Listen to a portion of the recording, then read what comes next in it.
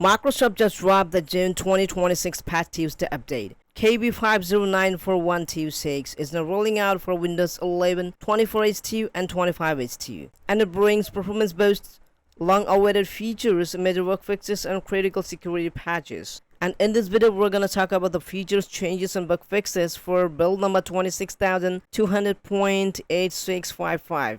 Hey everyone, welcome back to Tech Sudama Lab. If you enjoy Windows updates, tips, and honest tech comments, make sure to subscribe to Tech Sudama Lab. The biggest hidden upgrade is Microsoft's new low latency profile. When you open the Start menu, Windows search, or launch an application, Windows now gives the CPU an instant speed boost instead of gradually ramping up performance. And the result? Faster response and snappier experience, especially on budget and mid-range PCs. Windows 11 can now share a webcam across multiple apps at the same time. You can Zoom, Discord, Google Meet, or camera apps without constantly disconnecting and reconnecting your webcam. Another useful addition is boot.stl audio sharing. Compatible PCs can now stream audio to two wireless earbuds or headsets simultaneously, perfect for watching movies together.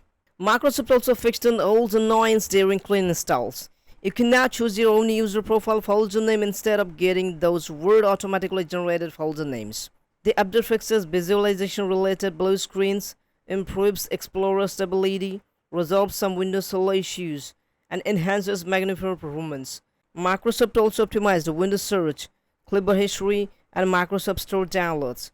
Even if you don't care about new features, the security updates alone make this important. KB5094126 patches nearly 200 vulnerabilities, including 32 critical flaws and 3 publicly disclosed vulnerabilities. One of the most serious fixes address CVE-2026-45602, a DHCP server vulnerability that could be exploited remotely.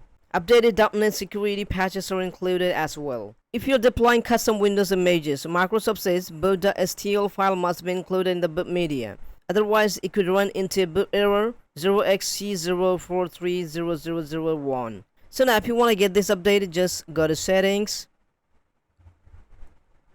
and then go to Windows Update, and then just make sure that get the latest updates as soon as they're available is toggled on, and then just check for update. Regular updating through Windows updates, don't need to worry about this. So overall, this is one of the better Windows 11 updates we've seen in a long time. It makes Windows feel faster, adds genuinely useful features, fixes annoying bugs, and improves security. Have you received the update yet? Let me know your experience in the comments below. If you found this video helpful, don't forget to like, subscribe to Tech Sudama Lab, and turn notifications on. Thanks for watching. I'll see you in the next one.